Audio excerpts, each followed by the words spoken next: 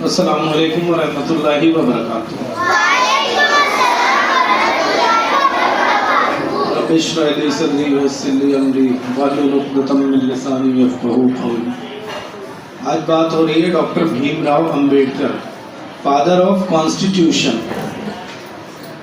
बहुत सारी बातें ऐसी होती हैं, बहुत सारे वर्ड ऐसे होते हैं, बल्कि अधिकतर ऐसे वर्ड होते हैं कि जिन पर अगर वर्ड पर ही बात की जाए ना तो 1 घंटे बात की जा सकती है। मिसाल के तौर पर डॉक्टर, डॉक्टर क्यों है? वो डॉक्टर नहीं है वो जो पेशेंट को देखते हैं। डॉक्टर हैं वो पीएचडी वाले डॉक्टर, डॉक्टरेट वाले डॉक्टर।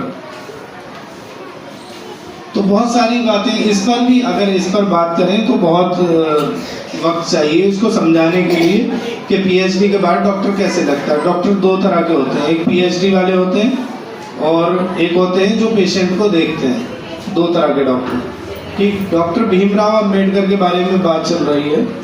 तो सबसे पहले कुरान मजीद की आयत है, गालिबन सूरह अल-हुज़ुरात की है। अल्लाह ताला फरमा रहा है कि हमने तुम्हें एक जोड़े से पैदा किया और कबीलों में बांटा ताकि तुम पहचाने जा सको, और अल्लाह का कुर्ब उसको हासिल है जो ज़्यादा तकवे वाला है। तकवे वाला समझते हैं? जो ईमान पर, सीधे रास्ते पर, सिराते मुस्तकीम पर चलने वाला है। अब दुनिया ने क्या किया? दुनिया ने इस आयत को पीछे फेंक दिया और अपनी मर्जी से अपने आप ऊंची जात, नीची जात, इस तरीके से अपने आप को डिवाइड कर लिया। जबकि अल्लाह ने कहा कि हमने तुम्हें कबीलों में बांटा ताकि तुम पहचाने जा सको। अब पहचान क्या थी? मान लीजिए जो किसान था, एक किसान था, एक मोची था, एक बढ़ई था, एक लोहार था, इस तरह से एक जमींदार था। तो लोगों ने क्या काम किया? उसको, अपने प्रोफेशन को अपनी जाति बना लिया। जब आपका यहाँ एडमिशन होता है या कहीं भी स्कूल में एडमिशन होता है तो आपसे पूछा जाता है कि आपकी बिरादरी क्या है, आपकी कास्ट क्या है। अब उस कास्ट का मतलब हमें एक दूसरे को पहचानना होता है कि हम किस कबीले से ताल्लुक़ रखते हैं। लेकिन दुनिया ने क्या किया? दुनिया ने इसको ख़राब कर दिया। दुनिया ने ये मान लिया कि जो छोटे काम करते हैं वो नीची जात हैं और जो काम करवाते हैं लोगों से वो ऊंची जात हैं। आज भी ये सिलसिला चला आ रहा है और जितना हम पीछे जाएंगे ना उतना ज़्यादा था। अभी आपको बार बार बताया गया कि उनके साथ भेदभाव होता था। भेदभाव क्यों होता था? क्योंकि वो शेड्यूल कास्ट से थे। एससी बोला जाता है। एससी एसटी लोग होते हैं जो पिछड़ी जाति और पिछड़े समाज से होते हैं, यानी वो छोटी बिरादरियाँ मानी जाती हैं। तो उनके साथ भेदभाव आज भी होता है।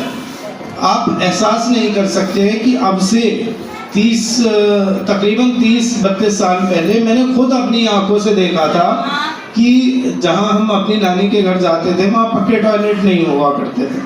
टॉयलेट ऐसा होता था कि टॉयलेट गए आप, एक जगह होती थी टॉयलेट, जैसे ये बना हुआ है उसी तरह से ऊंचा होता था। आप गए वहाँ पर, आपने टॉयलेट किया और उसके ऊपर राख डाल दी। फिर दूसरा बंदा गया, वो गया, उसने टॉयलेट किया और उसके ऊपर राख डाल दी, और एक बराबर में छोटा सा टॉयलेट और होता था, वहाँ बैठकर अपना टॉयलेट धो लिया। अब क्या होता था कि एक टॉयलेट उठाने वाली लेडी आया करती थी। सोचिए कितनी हिम्मत की बात है कि सर पर लोगों का टॉयलेट उठाना, कितनी बड़ी हिम्मत की बात है। ये काम वो शेड्यूल कास्ट के लोग किया करते थे, उनकी मजबूरी थी, क्योंकि उनकी जो नस्लें, मतलब जो उनके पूर्वज थे, वो इस काम को पहले से करते आ रहे थे। तो डॉक्टर भीमराव अंबेडकर ने इसके खिलाफ आवाज़ उठाई। आप अंदाज़ा लगाइए ना कि वक्त कितना बदल गया। हम तो एहसास भी नहीं कर सकते हैं, हम तो ये भी नहीं सोच सकते हैं कि हम ऐसे टॉयलेट में चले जाएं जहां पर पानी ना हो। आप अंदाजा करिए इस बात का। तो बेटा ये सब जो आपको बताया जाता है इसका असल मकसद होता है कि आप इबरत हासिल करें। इससे आप भी देखें कि उन्होंने एक वक्त में 32 डिग्रियां कैसे हासिल कर ली। एक वक्त मीन्स अपनी जवानी से लेकर और अपनी मैच्योरिटी तक, यानी मैक्सिमम मान लीजिए 35 साल की एज तक कैसे हासिल कर ली 32 डिग्री। क्यों? एक साथ 3-3, 4-4 डिग्रियों के लिए पढ़ाई की। यहाँ तो आज ये हाल हो गया है कि अगर कोई 1 डिग्री हासिल कर लेता है तो वो ये सोचता है मुझसे बड़ा पढ़ने वाला कोई नहीं, मैं बहुत ज़्यादा पढ़ लिख गया। सोचिए जिस आदमी के पास 32 डिग्रीज हो और जिसमें के 4 डॉक्टरेट हो, 4 PhD हो, तो क्या करना है? इनसे इंस्पायर्ड होना है, अपनी ज़िंदगी को देखना है, इनसे मुतासिर होकर अपने आप को बदलना है, अपने आप को कोशिश करनी है कि हम उनके जैसे बन जाएं, उनके जैसे मेहनत करने वाले बन जाएं, उनके जैसे पढ़ने वाले बन जाएं, उनके जैसे समझने वाले बन जाएं। तभी तो हम कुछ कर सकते हैं, तभी तो हम अपने घर के लिए, अपने वालिदैन के लिए, अपने मुल्क के लिए तभी तो कुछ कर पाएंगे। और उनका एक नारा है, शिक्षा शेरनी का दूध है, जो पिएगा वही दहाड़ेगा। तो बेटा हर हाल में एजुकेशन हासिल करनी है, एजुकेशन हासिल करनी है।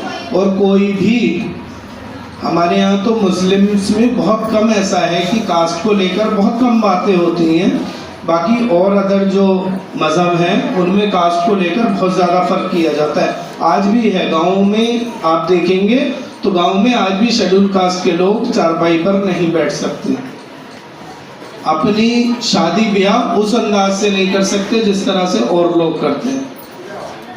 तो ये फ़र्क अल्लाह ताला ने नहीं किया, ये इंसान ने किया। हमें ध्यान रखना है कि अल्लाह के नज़दीक कुर्ब उसको हासिल है जो ज़्यादा तकवे वाला है, जो अल्लाह की बात को ज़्यादा मान रहा है। इसी के साथ मैं अपनी बात को ख़त्म करता हूँ क्योंकि वक्त बहुत हो गया। जज़ाकल्लाह।